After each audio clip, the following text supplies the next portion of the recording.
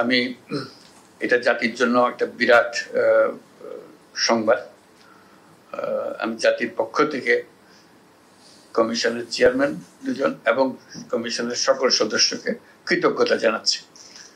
এটা আন্তরিকভাবে জানাচ্ছি, নেহাতি এটা সৌজন্যমূলক ভাবে বলছিলাম। আপনারা যখন এই সামান্য দু কথা দিয়ে শুরু করলেন, আমাদেরকে জানালেন, কতজনের মাথা নাড়া দেখলাম, তাতে বোঝা গেল কোন জায়গাতে আপনারা হাত দিয়েছেন।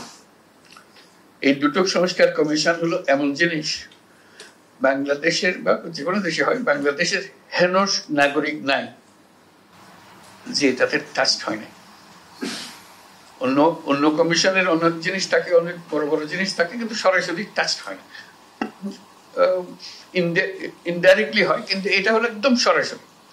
আপনি দরিদ্রতম ব্যক্তি হতে পারেন, ধনীয় ব্যক্তি হতে পারেন, মাঝের লোক হতে পারেন, এটা এই দুটার থেকে মুক্তি নেই। এই দুটির সঙ্গে আপনাকে সম্পৃক্ত হতেই হবে।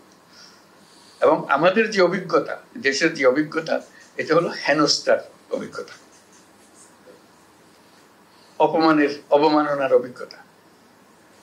আমরা নাগরিক হিসেবে যে আমাদের একটা দাবি আছে, অধিকার আছে, সেটা ভুলে যাওয়ার অভিজ্ঞতা, নতজানু হওয়ার অভিজ্ঞতা।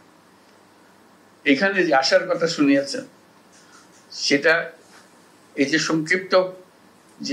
সংক্ষিপ্ত সার যেটা আমাদেরকে দিলেন, সেটাতেই এত আশা জায়গায় যে হয়তো আমরা এটার থেকে মুক্ত হব, আমরা সত্যিকার ভাবে নাগরিক হিসেবে অধিকার ফিরে পাব। এটাই আমাদের প্রত্যাশা। এবং আপনাদের এই রিপোর্টের মাধ্যমে সে প্রত্যাশা পূরণ হোক। আপনাদের এই রিপোর্টটা আমরা এখন সংস্কার কমিশনের রিপোর্ট হিসেবে জনগণের হাতে দিয়ে দেব এবং রাজনৈতিক দলের হাতে দিয়ে দেব, সিভিল সোসাইটি অর্গানাইজেশনের কাছে দিয়ে দেব, যাতে করে তারা একমত হতে পারে যে এগুলো করে ফেলা ভালো।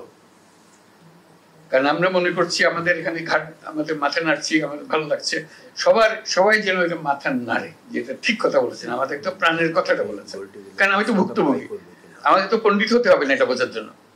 অন্য জিনিসে পণ্ডিত হতে হবে, আমি যখন সংবিধান নিয়ে বসি সেটা পণ্ডিত হতে হবে, কিন্তু এটা তো পণ্ডিত হওয়ার দরকার নেই। এটা আমার সঙ্গে কথাবার্তা, আমাকে যে হেয় প্রতিপন্ন করে প্রতিদিন, এটার থেকে আমাকে মুক্তি দেবে, এটার আশার কথাটা আপনারা বলেছেন। আশা করি আমরা এটা সবাই একান্ত মনে এটা গ্রহণ করবে এবং বাস্তবায়ন করবে। আজকে আপনাদের প্রজ্ঞা, আপনাদের অভিজ্ঞতা, আপনাদের একাডেমিক জ্ঞান সবকিছু সংক্ষিপ্ত সার করে এখানে রিপোর্ট এসছে এবং আপনারা বহুজনের সঙ্গে কথা বলেছেন, সেগুলো একত্র হয়ে এখানে এসছে। এটা বাংলাদেশের ইতিহাসের একটা স্মরণীয় পুস্তক, এটা থেকে যাবে। এটা আমরা কি করলাম না করলাম, ভবিষ্যৎ প্রজন্ম আমাদেরকে এটা নিয়ে বিচার করবে। আপনাদের তো পেয়েছিলেন, আপনারা করেন না কেন, তো বলতে পারবে। এটা এমন না যে আমরা জানতেন না বলে করেন না, এখন তো জানিয়ে দিয়েছে, এখানে বইতে সব বলা আছে, আপনারা করেন নাই। আপনাদের মতামত চাওয়া হয়েছিল, আপনারা মতামত দেওয়ার জন্য গা করেন নাই, অথবা অবহেলা করেছেন, গা করেন নাই। এটা যে একটা গুরুত্বপূর্ণ বিষয়, সেটাকে আপনারা গুরুত্ব দেন নাই।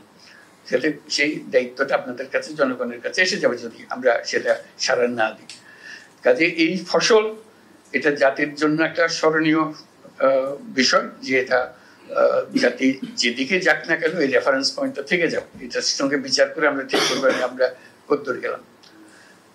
আমি এটাও বলছি যে এটা শুধু বাংলাদেশের জন্য না, আপনাদের যে অবদান আছে, যেটা আপনারা রাখলেন, এই কমিশন সদস্যবৃন্দ, চেয়ারম্যান মহোদয়গণ, এটা শুধু বাংলাদেশের জন্য অবদান না, বিশ্বের জন্য অবদান।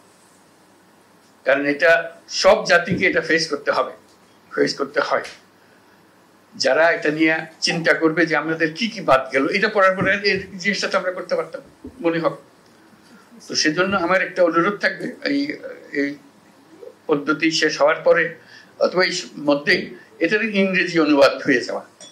কারণ বিশ্বের দরবারে যেতে গেলে সে বিশ্বের ভাষায় আমাদেরকে সেটা নিয়ে আসতে হবে। যেহেতু আপনারা এত কষ্ট করেছেন এগুলো একত্র করার জন্য, এই কষ্টের ফসলটা সারা পৃথিবীর প্রাপ্য, শুধু বাংলাদেশের প্রাপ্য না। তারা তাদের বৌগিতে, তাদের কনটেক্সে তারা বিচার করবে, কিন্তু জিনিস একই।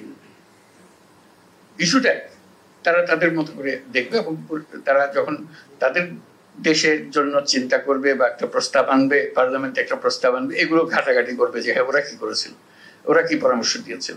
তো সেজন্যই আজকের যেই এই দুটো ভলিউম আমরা গ্রহণ করছি রিপোর্ট হিসেবে, এটা পৃথিবীর সম্পদ হিসেবে, জাতির সম্পদ হিসেবে এবং পৃথিবীর সম্পদ হিসেবে আমরা গ্রহণ করলাম। আপনাদেরকে অশেষ ধন্যবাদ এই কাজটুকু করে দেওয়ার জন্য। আপনারা ইতিহাসে স্থান করে নিলেন এই কাজটা।